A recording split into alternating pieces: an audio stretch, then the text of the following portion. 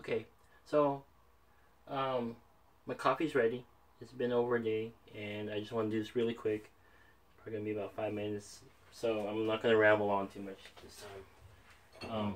So earlier today, I did this little shake. I looked at it, and I actually left the cupboard open. So you want to have it in the dark. You know, light destroys flavor and things. So you just want to keep it in the dark. It's dark in the fridge, so it should be okay. So anyways, I like to give it a good shake again. Make sure it's all incorporated. I don't think it really does anything. And got a wide mouth cup here, I mentioned. And I'm going to be reusing the jar that I let it soak in, or yeah. So I have with my AeroPress, the one I got, cost like 35 bucks, about 5 or 6 years ago when I purchased it, and it came with a bunch of pre-cut filters. You know, I guess you can make your own, but I don't make that much coffee in it. You know, I didn't really do it daily before, and when I got really into coffee, you know, it comes and goes, my interest in coffee, but you know, I still haven't used it all. I have a lot left. See, it has their handy dandy container, and you can see it's about less than half, and it didn't fill up all the way when I had filters. It was about it was like 2/3 the way up. So over 5 or 6 years, that's how many I've used. So I've seen lots of different things. I pre-moistened my filter just to get it seasoned, or however you want to call it. Set it in the filter carriage, and just moisten it with some filtered water. I hear different things, that maybe you want to run hot water through it. They have competitions for AeroPress coffee in Europe. I don't know exactly where. Somewhere in Europe, they have they actually have like real big time AeroPress coffee competitions, and I don't know. I think that's kind of neat for this gadget thing. You know, it's not like a as seen on TV flash in the pan type thing. So I'm going to be squeezing all the coffee into here because actually this might not be big enough, because it's a narrow it's a narrow neck or narrow mouth jar, and this size of the mouth of my press is too big to actually nestle inside of the jar, and it'll just spill out everywhere. So open it up, and I'll drain it slow, because even this can't contain everything that's in the jar. It'll have just a little bit left. I don't like to have, you know, I just like to do it all at once. Ooh, no towels. Paper towels. I can smell the coffee. And if this were a Saturday, it's Sunday today. If it were Saturday, I would taste it. I would taste a little bit of it, but I don't want to be too buzzed to sleep. So here we go. Pour it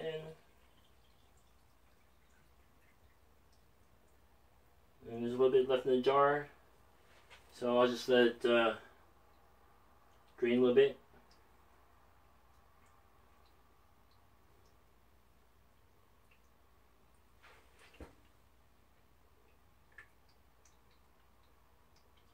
More.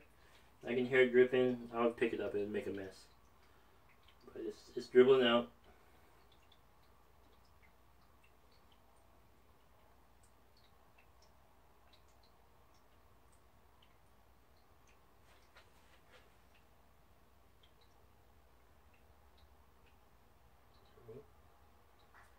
Just a little bit left. Move this aside.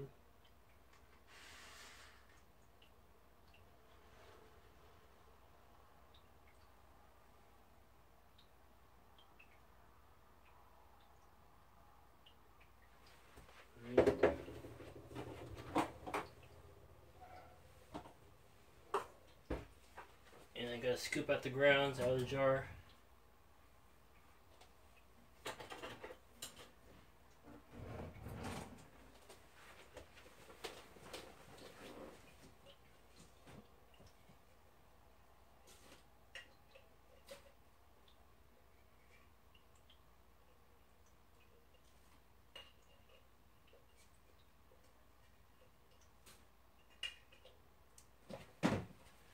just get the majority of it in the trash. I never know, what's appropriate to dump in the sink. So just to save me some headache, I don't want to clog up my disposal.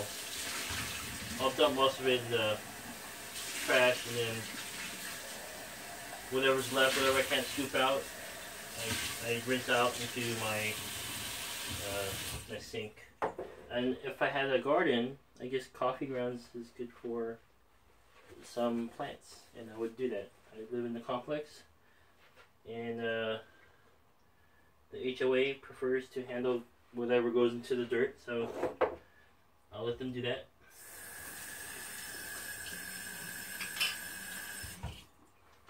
Soap up my jar.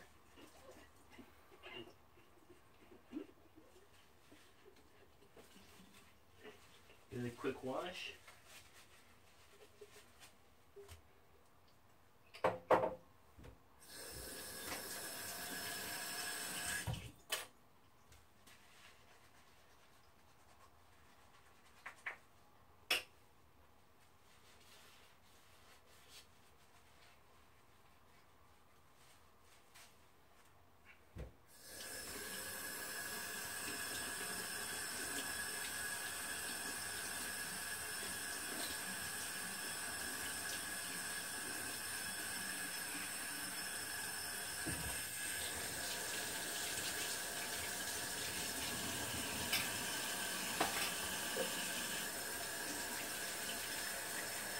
Make sure all that soap is out. You don't want soapy coffee.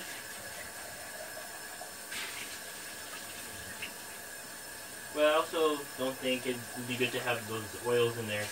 I want to, preferably I'd want a nice, clean, dry jar, but yeah, I've had some good success with just washing it out. I want to get all those old oils out and just have whatever from the coffee. So now,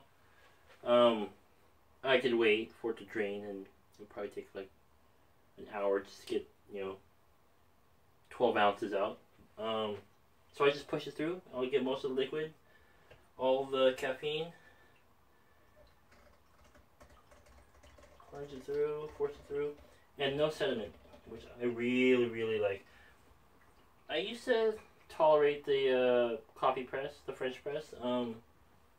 But you learn to accept the grounds in your coffee floating in there and sometimes chewing it.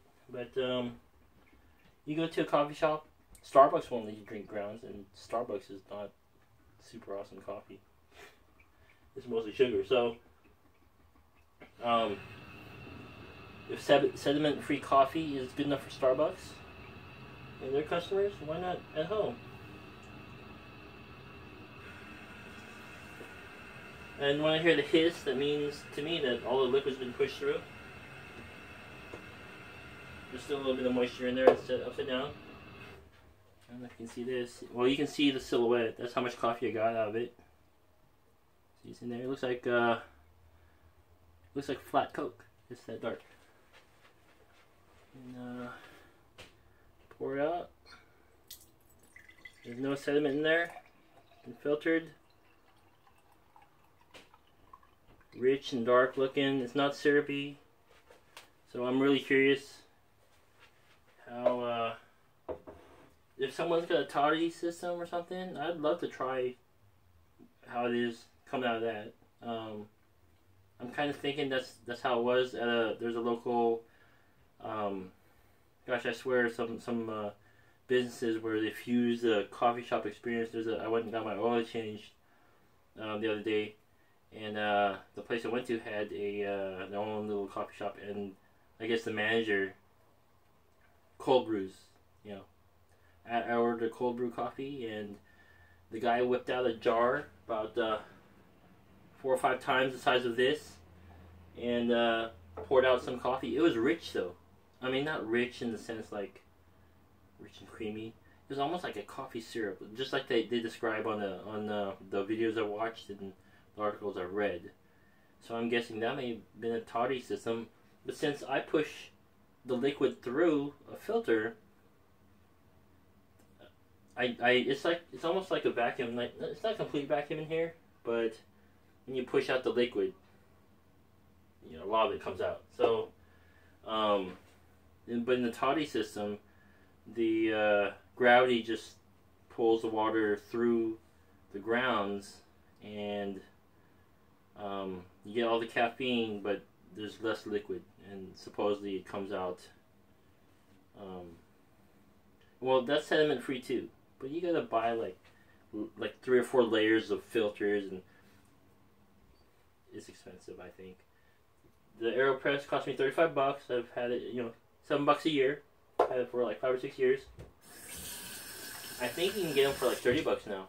I mean, the price hasn't changed that much. BPA free plastic. I got the 2.0 version. The original one was supposedly BPA free, but people complained that they could taste the plastic anyways. It was originally designed to take hot water and force through and get like instant espresso, but I'm cold brewing with it, so I'm not leaching out any plastic gases. At least I think it has less of a chance to do so when you throw cold water into it. So, anyways, that's my cold brew coffee. I don't date it because I only have 2 jars. I have the old jar and the new jar of coffee in my fridge, and especially since the current jar, the old jar in my fridge right now is a wide mouth jar, I can glance at it and tell the difference.